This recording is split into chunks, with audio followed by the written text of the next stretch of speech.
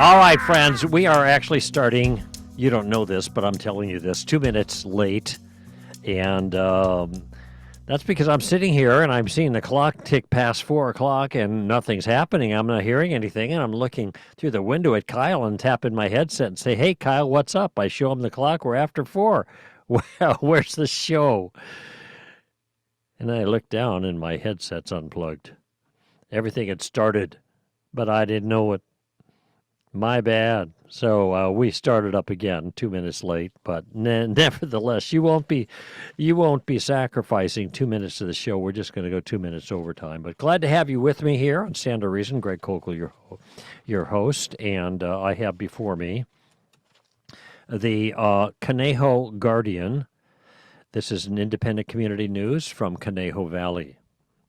That is the community that I live in, a sleepy little valley that's about, a mile and a half wide and about 15 miles long and is just straight west of the massive San Fernando Valley. But we're not like San Fernando Valley. We're this quiet little, fairly conservative community that, is just outside of the Los Angeles sprawl. And it's really a delightful little place,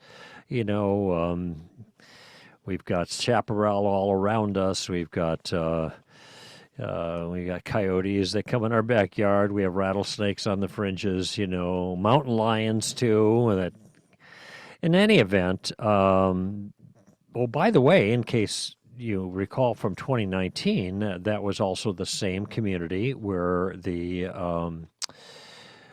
borderline shootings happened, and the same day the big fire started in Southern California, the last one in the Los Angeles area. That was all our valley. It spread over the mountain to Malibu and did a lot of damage. But we're a little quiet, conservative Conejo Valley. But I have the Conejo Guardian here in front of me. Now, there are 2 newspapers that get distributed every week. You find one, each of them on the driveway. It gets tossed out, and by some delivery boy, man, person, whatever.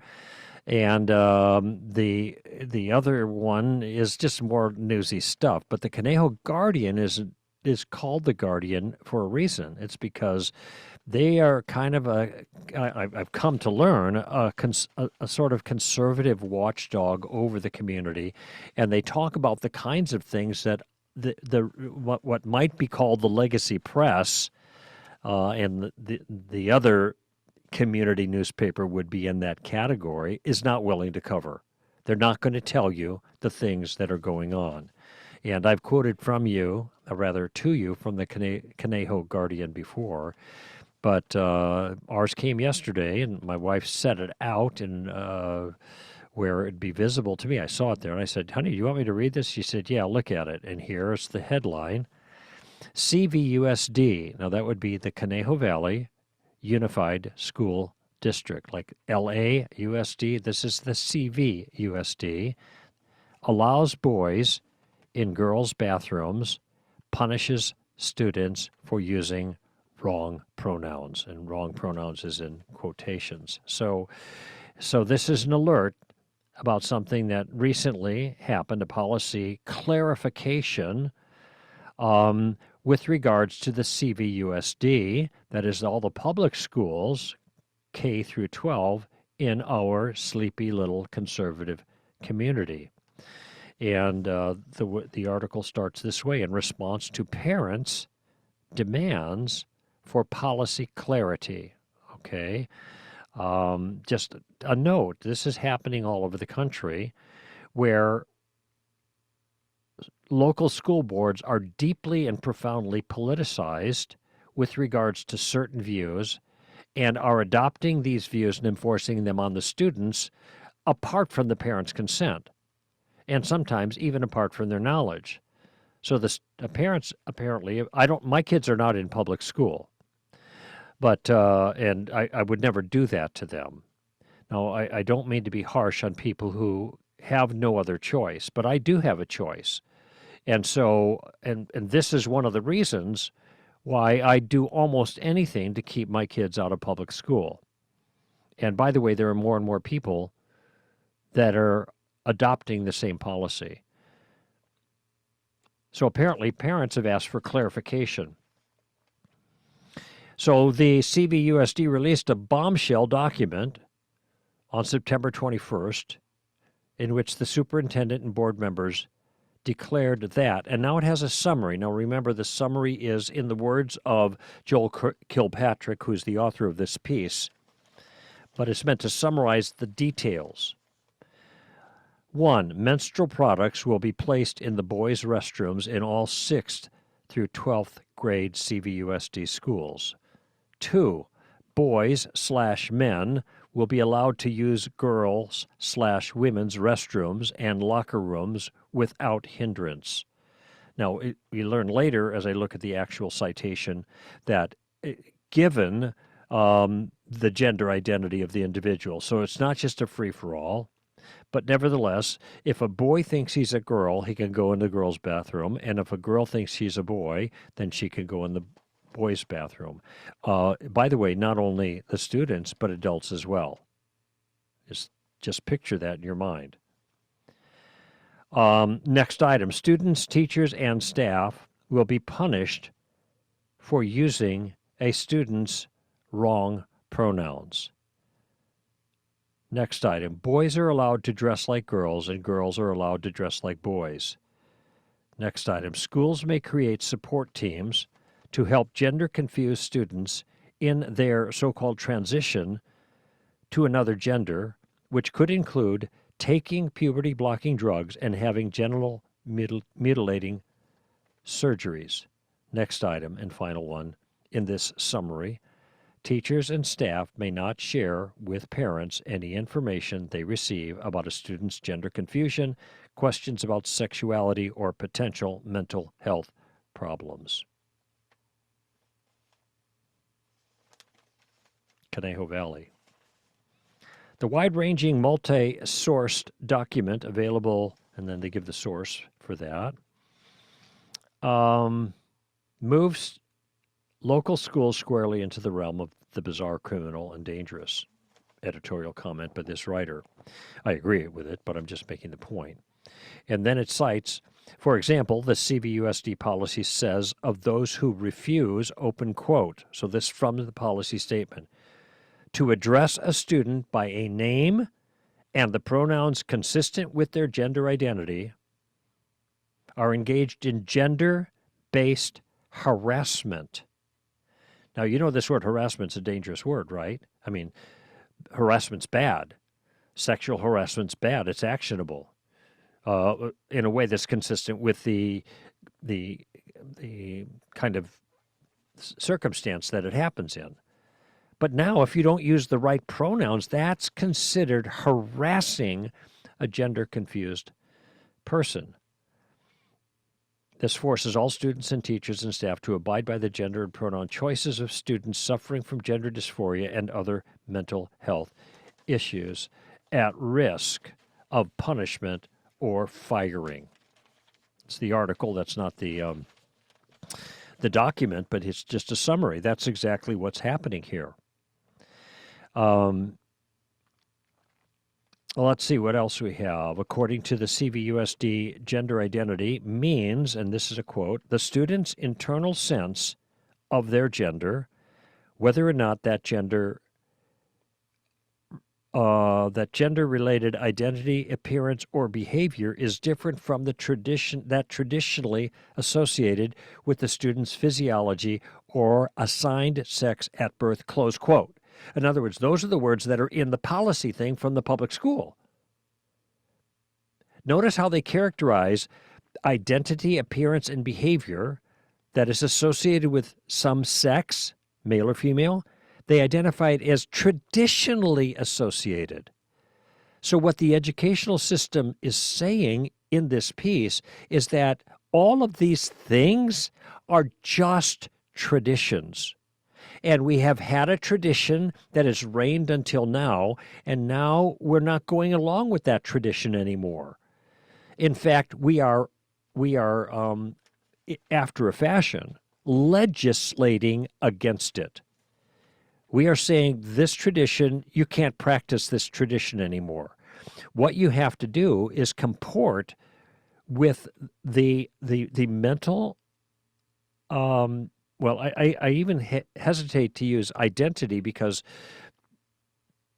that's a freighted word now. I would say just the mental assessment, a person's own opinion of themselves at the moment. That's what rules. And notice how they identify that whatever gender you thought the person was, that was merely assigned at birth. Now, I don't mean to be crude. I certainly don't.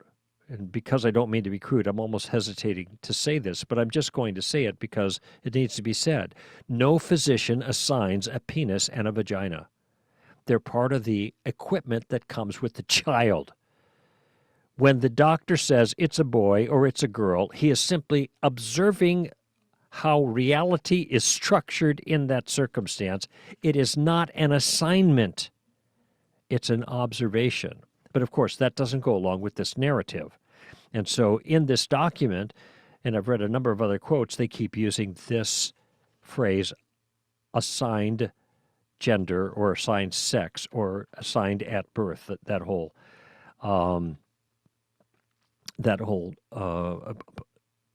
characterization, all right? By district policy, students must also be allowed to leave campus without parental permission for medical appointments, which may involve receiving puberty-blocking drugs or abortions. By the way, what this means is, okay, think about this, K through 12. Any student in the school can unilaterally declare themselves a certain way. And the school is obliged to cooperate with whatever the kid says about themselves and cooperate without notifying the parents. So, who's in charge here? Here's who's in charge. The kids are in charge, K through 12. The kids are in charge. And in second position, the school is in charge. Who's in third position? Actually, no one, because it doesn't have to go any further than the school knowing about this, what the student has decided, regardless of age. That means in this system, there is no place for the parents, not on this issue. Now, there's some language in there about we encourage the student to cooperate as much as possible with their parents and blah, blah, blah, this and that. If I can find it. The document makes clear that while the school district, open quote, believes, this is from the document now, the interests of the student are best served when district staff, parents, and students work together to address challenges and concerns. Then it says the district considers itself under no obligation to tell parents about the school thing. They give lip service to this. Well, we think it's best if your parents know, but we can't tell them. We are not allowed to tell them. That's up to you. Young man, young woman, boy, girl, kid, you get to decide, and we support your decision, and we won't tell mom and dad.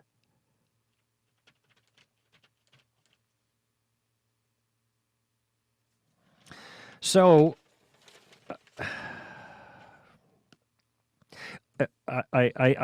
you can see I'm speechless, right? My wife was uncharacteristically furious. It's almost like, what next? What next?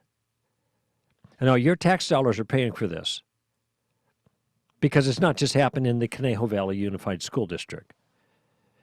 That it's gotten to CVUSD means it's everywhere. This has been LA Unified for a while, and probably wherever you live, it's happening too. Now, you may not know this because they don't tell you unless you force them to reveal what they're doing. Some might be a little bit more forthcoming, but I'll tell you one thing they're not, and that is flexible. So now the question is, okay, what do we do? What do parents do? I think that this is a place where parents need to make a stand. I envisioned in my own mind, and I'm not counseling anybody to do this, but I'll tell you what I would love to see happen. I would love to see 200 parents show up at the same time. Alert the press, by the way, show up at the same time at a given school at, say, 11 o'clock and just move into that school, take their children, and leave. No, don't sign in every single one. Don't ask permission. Everybody just floods right in. And where are they going? They're going to get their own student and take them by the hand and take them out of the school and then tell the principal, we are never bringing our child back to this school. And I'll tell you, it will not be until that kind of thing. It's got to be en masse. It can't be one person. Well, you can do it as one person, but it's not going to have the same effect. What I'm talking about here is not an individual conscience choice, but a concerted effort of the community to say no to this small group of people who are abusing their power, who refuse, this small group of people who refuse to participate in this. Now, this is not going to be easy. Okay, what do we do with the kids? Mom and dad both work or whatever. Maybe we can't afford a private school. I don't know. But you have to say no. You've got to say no to the schools who are doing this to your children. Because this is the environment they're going to be raised in. They are going to spend more time probably in this environment than they are with you. And they are being instructed about a false view of reality that's not just inconsistent with God's view, it is against God's view. It is saying no to the world that God made, and yes to the world that this smaller group of people in power want the world to be. And they are forcing you to be part of that project, or your kids. They're forcing your kids to be part of that project. And once all these kids grow up, then the world looks different. And it's not just one idea versus another idea. This idea is dangerous. Now, I realize that pronouns seem like very inconsequential little things. Him, her, he, she, no big deal. Why not just play along with preferred pronouns? No hassle. But think about this. If pronouns are really inconsequential little things, right? Then why has so much ink been spilt and in some cases livelihoods lost? Yes, that's happening. And the threat of that is here. Why is that happening? For not getting these pronouns right. Because getting a particular pronoun right means getting a particular narrative right. And here's what's at stake with those simple little words. We are being besieged by a worldview that is completely foreign, first, to Jesus' view of reality. Right? Remember when Jesus was asked about divorce, Matthew 19? He said, have you not heard that from the beginning God made them male and female? Why did he start with gender/sex when he starts to talk about marriage? Because this is the foundation of everything that follows marriage and the families that come from the marriage union. Jesus starts with gender. Why? Because it's so important. Okay? But on this way of thinking about where is reality, reality is not out there in the world. Reality is not the way your body is shaped. Reality is what you think in your head. Now, that's just classic relativism.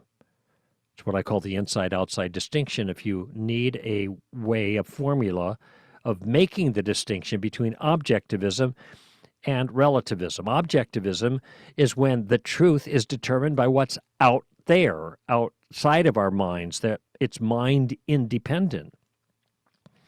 Anything that is mind dependent is relativism. Doesn't mean that everything that's relativistic is bad. My particular fondness for, on occasion, Baskin-Robbins Jamoke Almond Fudge, that's a relativistic notion. Nothing wrong with that. That's mind dependent. When my mind goes away or disappears, or I lose my mind, I guess, then that truth about me is gone too. I disappear, then it disappears because it's tied to me as a subject. But if the truth is tied to the object, as long as the object is there, the truth that applies to it remains. What this worldview is saying is that truth, at least the truth about sex/gender, is not out there. It's in here. It's in our heads. And, of course, that's relativism with regards to this issue. And it's not just a false view. It isn't just that's their view, and yeah, too bad they're confused. It's a view that's being forced upon everyone else. And this is why so many Christians are now confused when they ought not be. And I've talked about this a lot. The world's confused. That doesn't mean we have to be confused. This is not rocket science. I mean, the obvious scriptural truth is that for humans, sex is binary and objective. In other words, you have male and female, and that's determined by the physical sexual apparatus that you possess. That's Bible. And by the way, that's clear. You don't need the Bible for that. It's clear to anyone who takes reality seriously. God made two sexes. Genders, if you will, I think they're synonyms, which simply means two types of bodies. And he made them for a reason. It's the way humans can be fruitful and multiply. No duh, right? You don't need divine revelation for that.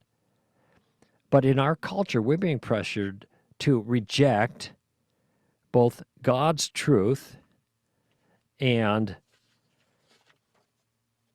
what's obvious to our eyes. On the pretext of what? Why? Because they say it's the only way to be nice or kind, however you want to characterize it. And on the pretext of being kind, the world has made has made pronouns the skirmish line in a broader battle of worldviews. There's a lot at stake here. Who is it that defines reality? Does God define reality, or each one of us? Or let me say it a little differently. Does God define reality, or does the government define reality for us? Because that's what's going on here. The government is saying what reality is, and reality is whatever's in that kid's head. And if you don't agree with that, tough for you. You got to go along with it, or we will punish you. Sounds scary? Yeah, it is. Paul warned us not to be taken captive by empty deceptions of men. Find that in Colossians 2:8. Empty would be like hollow, vacuous, void of truth. And this pronoun ploy is one of those empty deceptions. So what do we do? And how is it that we resist the lie and live the truth and still be nice or kind? Well, I think here we can take a cue from Christ and distinguish the narrative from the individual. So John said that Jesus was full of grace and truth, John 1:14. And this detail of Christ's character, I think, can help us navigate this gender minefield by allowing us to protect people's feelings, that is, show grace to them within reason. I mean, this is not like unbound. Whatever makes you feel good, that's not the idea. We take feelings into consideration. But we reject the narrative, that is, we uphold the truth. And I think there are at least three separate circumstances that require maybe three different responses. So first, in my opinion, and we've talked a lot about this at Stand to Reason, I think we should call people by the names they choose for themselves. All right? I mean, names are different from pronouns, right? Their names are personal preferences by nature. And so if we refuse to call people by the names they choose, I think it just comes across mean. Pronouns, though, are different. Pronouns, they're not conventional, although that's the attempt that's being made with this kind of stuff at the CVUSD and all the rest of them around the country, except for in the states where this is not allowed. Legislatively, they've prohibited this. But those are precious few. Okay? Pronouns refer to sex. And one's sex is not a preference. It's a fixed feature of reality. So names are one thing, pronouns another. If you're required, and here's a second circumstance, if you're required to post your so-called preferred pronoun, do not simply report your accurate gender. So in my case, they say, what's your preferred pronoun? I say, wait, I'm a guy. So my preferred pronoun is male, or pronoun would be him or he. But the minute I do that, even though my pronoun matches my sex, I have given them what? My preferred pronoun. So in other words, when I do that, even though it's my pronouns are accurate to my sex, that is my physical body, I have still reported it as what I prefer. I don't want to play into that game at all. I don't want you to either. So I have a suggestion. When you are asked for your so-called preferred pronoun, why can't you simply say, I don't have one. I have a sex. I'm male, for example. Why can't you just say that? Now keep in mind, they've asked you for your view, essentially, and you've given it. And it's completely self-reflective. It only has to do with you. It says nothing about anyone but you. So in principle, at least, this should not be a problem. You're asked for a self-assessment, you gave it. End of issue. Now, it's not going to be the end of the issue because the problem here, they don't want your self-assessment. They want you to buy in to the narrative or at least conform to the narrative. That's what's going on here. And my counsel, do not participate in the lie. It's a lie. And you are being bullied into participating in it. Now, if you're asked to use preferred pronouns when speaking of others, then, so remember, the first one is what name do you use with people? We talked about that. The second one is how do you identify yourself when they ask for a preferred pronoun? Here's the third one. How do you refer to others? Okay, this goes more to the issue of the policy in the school district where I live. And in this situation, I think, keep in mind that when you're speaking of others, pronouns are third-person references, all right? In other words, they correspond to the sex of people who are not present. You don't talk to somebody and say, hey, her. You say, hey, you. All right? So you are speaking of this person with other people when you use a third-person reference like a pronoun. Okay? So at least in principle, their feelings are not at stake. But the arm twisting still goes on even in those circumstances, and this demonstrates that this is political, it's not ethical. Okay? So my advice is not to participate. Refuse. Graciously, but firmly refuse. Now, you could say something like, well, actually, this is not my view. So it would be dishonest and inauthentic for me to act like it was. Let me just say that again, because you may notice that what I'm trying to do, in some sense, is trade on their lingo. Authenticity, okay? The real me. This you do you stuff is really, when people try to cast this out in a more sophisticated way, is about individual authenticity. You have to be the person that you are. Okay, and these people think they are a female trapped in a male body, for example. All right? And so the appeal here is let them be who they are. Well, if I could accept that to a degree. Let's just say I accept it in principle. If they are allowed to be who they are, why are we not allowed to be who we are? That's why I think it's fair to say, well, wait a minute, that's not my view. If I were to affirm pronouns the way you want me to affirm them, I would be dishonest to my own convictions. I would not be being authentic. Okay? Now, maybe you're a teacher. You could use a student's last name for third-person reference. Or you could find some other kind of workaround. There's a lot of you that are facing these difficulties, and just think creatively about doing the workaround, but please don't buy into the narrative because you're being bullied. At some point, you have to say no to a bully, or the bully will continue bullying. When you have a physical bully, all right, the only way to stop a person who's physically bullying is to knock him down. Now, in the old days, somebody would stand up to the bully and literally knock him down. Nowadays, it's a little more figurative because we tell the principal or somebody else and they knock him down with a detention or something like that. But they have to be opposed. They have to be stopped with a force or a power greater than they have. That's how it works. And this is bullying. And so this is time for us to say no to that. And we have to push back with more force than they push forward.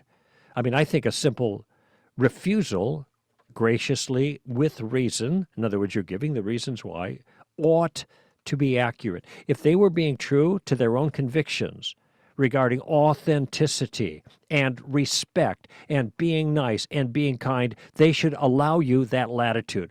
They do not care about any of those things. This is my conviction. They care about enforcing their worldview on others and punishing those who don't go along. And by the way, it is not loving your neighbor anyway to affirm gender dysphoria like this. Because from those suffering from gender confusion, the suicide rates skyrocket. And by the way, they do not skyrocket because there's no safe place for gender-confused people. Every place is a safe place now for gender-confused people. There is no safe place for someone who disagrees with this. Everywhere you turn, it's being affirmed. The person that is not affirmed is the one who disagrees and wants to live according to their own convictions. Be nice to other people, be gracious, but not step in line with this particular demand. Even in Sweden, hey, this is a culture completely sanguine on these matters. The suicide mortality rate for transgender people is 20 times the standard for the general population. And by the way, surgery does not improve those numbers.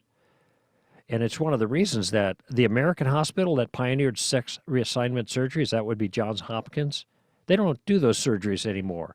And the reason they don't do those surgeries anymore is because they realize they're not helping that person.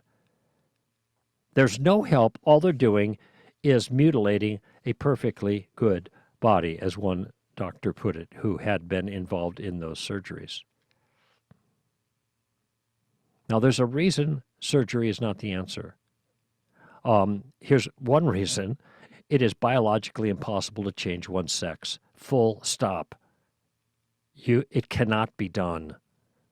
Virtually every single cell in your body is screaming one thing while your mind is trying to move in another direction. It does not work. The best one can do is mutilate a perfectly healthy body, as I said. And second, those dealing with genuine gender dysphoria, not the make-me-up that the culture is creating now, called a social contagion. It's a fad. Those people really suffering from gender dysphoria, they are deeply broken people.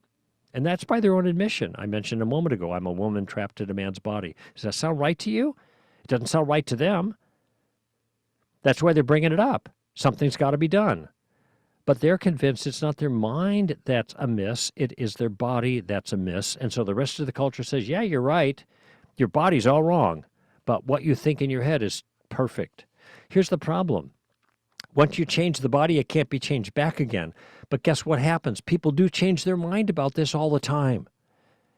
And when they're 18, 19, 20, 21, 22, 23,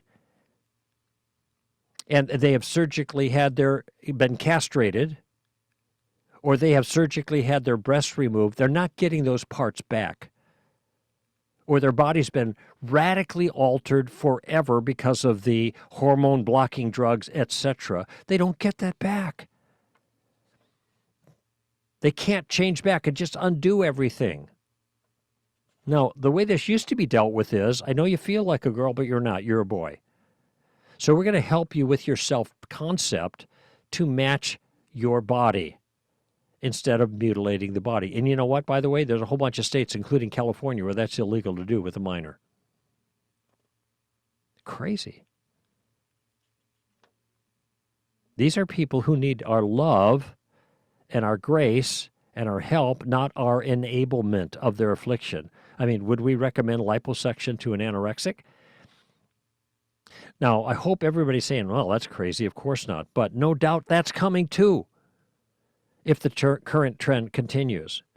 I've mentioned before that parody quickly becomes reality. You can't parody these things because they show up on your doorstep and, this is really happening. It's nutty. So, here's my kind of final salvo here. Just say no. Graciously hold your ground. Refuse to be bullied into affirming a lie. I understand the temptation to compromise on truth is intense, and people have to choose the hill that they die on. For some people, not compromise is just going to cost them too much, and I'm sympathetic to that. If you say no to this and you lose your job, I think that should be grounds for a civil suit. But that means you've got to litigate, and that's expensive, and it's time-consuming, and who's going to feed your family in the meantime? So I'm sympathetic to that. But listen, some hills are worth dying on, and if we don't start dying on these hills, the hills are getting bigger. And the encroachment on personal liberty is getting more severe. And when do we say no? When do we say, this is it, draw a line in the sand, we're not going any further with this? On this issue, our goal is modest. We are not demanding that other people abandon their views. We are only asking that we be allowed to keep our views. And in the long run, we may not be able to change culture. I acknowledge that. But we can always keep culture from changing us. Greg Koukl here for Stand to Reason. Let's take a break, and I'll be back with calls in a moment.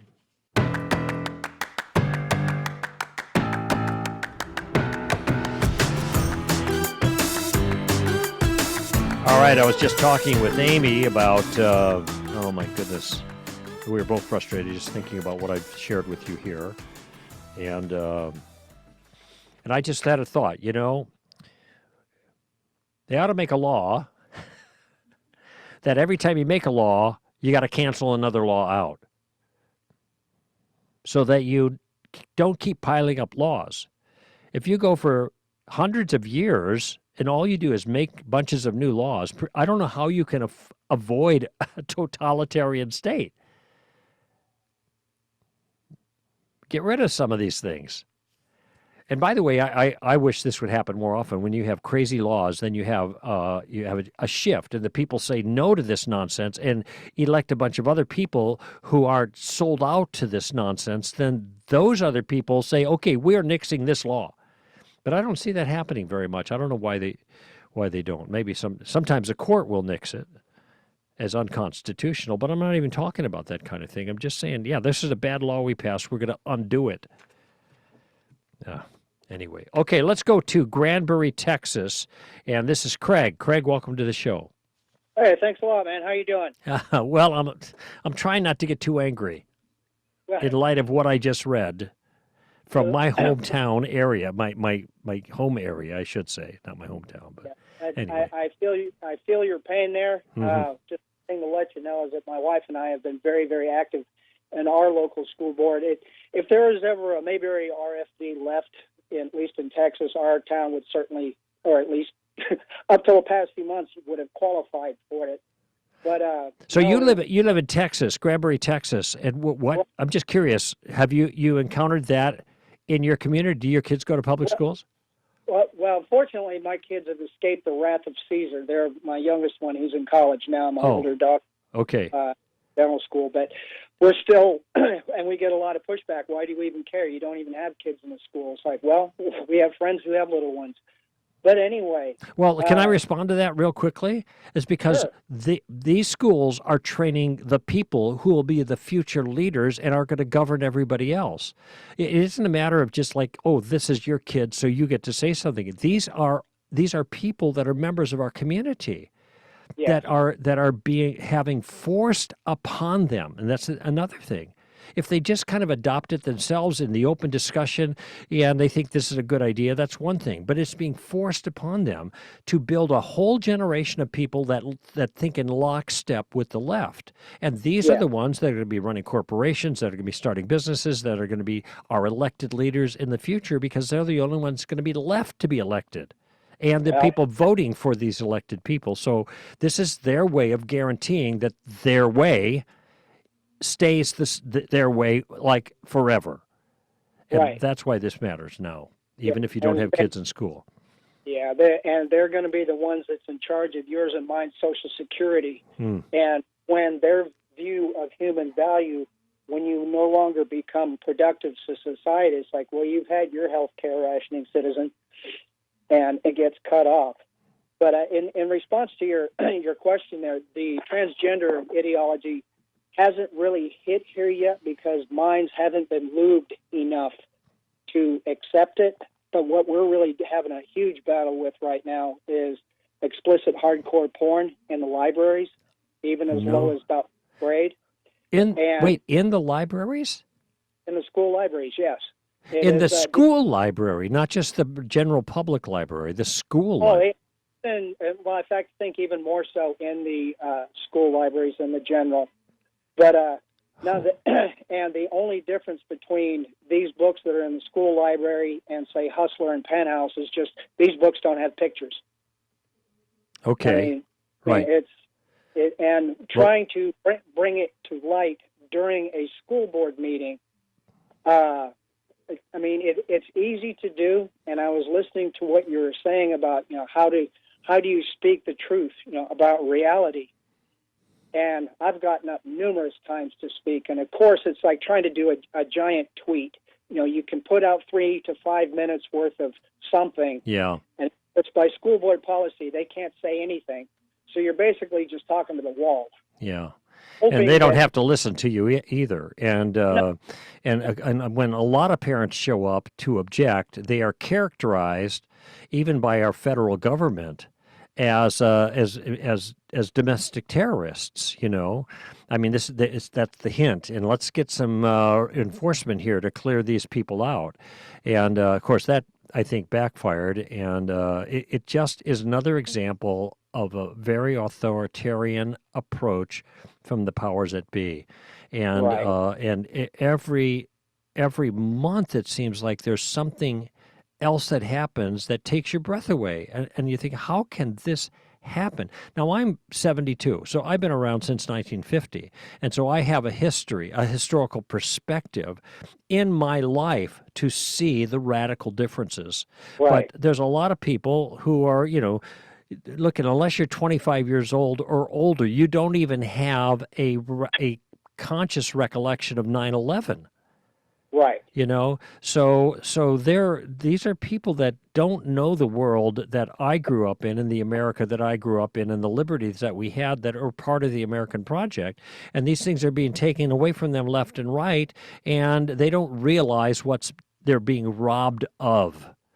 Now, the older crowd does, but the younger ones don't. And this is another problem. They have never been taught about America as such. America, the land of the free and the home and the brave. And, our roots and whatever. We're getting a little bit afield of our main issue here, but it's anyway. So let's go to your question, Craig. Well, just one last thing. I just want to say, as far as the school boards, they get up there and have been talking the same way, like when you're talking about, the nature of reality, calling stuff out. It's like, there are only two genders. The men were made for women and women made for men. It's just like either deer in the headlights, the rolling eyes, the shaking heads, the whatever, or just overall just complete apathy. Yeah. And that's the thing that is so, I get the accolades privately, from here, there, and elsewhere, but it's like as far as, because I even say, if I'm missing something, someone please, let's have some coffee and let's talk about it. Lands on crickets. Yeah, right. And I don't know how to deal with that. I'm writing a book right now in how we engage others, using questions on these issues. The last chapter, I'm just working on the last couple paragraphs, actually. Hopefully I'll send it out to Zondervan tomorrow. But the reason it's so slow here is because I'm dealing with gender, marriage, and sex. And as I mentioned when I was talking, when Amy and I were doing a show this morning, and hashtag STRask, is you're talking with people, you're engaging people who no longer speak English. And what I mean is, of course, they are English-speaking people, but it's a kind of a hyperbolic way of saying all the words have changed definitions. And so when you use the old definitions with them, the classical definitions, the definitions of words that comport with reality, they look at you, as you characterized a moment ago, like they don't even know what you're talking about. They're like, what are you saying? What's wrong with you? Wake up and smell the millennium kind of attitude. Really?